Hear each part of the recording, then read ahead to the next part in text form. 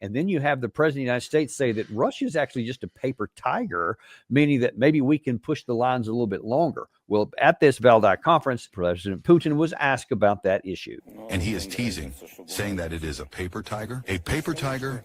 I already said that Russia all these years has been fighting not with the armed forces of Ukraine, not with Ukraine, but practically with all the NATO countries. I want to emphasize this. But if we are fighting against the whole NATO bloc and are still moving, advancing, feeling confident, and this is a paper tiger, then what is NATO itself? What does it then represent? You say that we're a paper tiger, but yet for the last nearly 2 years now, we've been on a methodical move forward, and we have the strategic advantage, and you have not been able to turn it off anywhere. So what does that say about us? The subtext to what Vladimir Putin is saying there, and he's a very erudite, he's a lawyer by trade, so he's very good at forming arguments, and he's good at making the point without being over the top about it.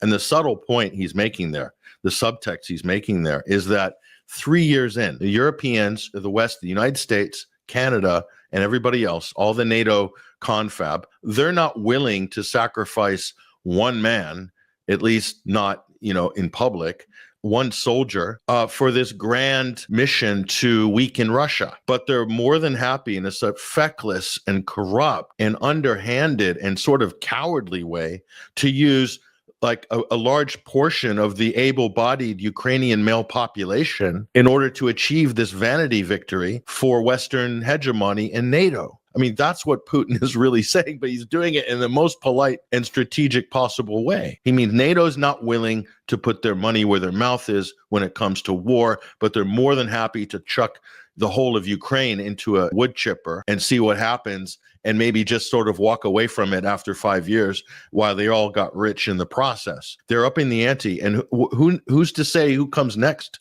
Daniel? Who comes next after Trump? Who comes next after Merz? I mean, you might have people with somewhat unstable or fascist tendencies now, but what are you going to have in 5 years when the populist right sweeps into power in Europe? I mean, what sort of irrational thinking and rhetoric might you have then?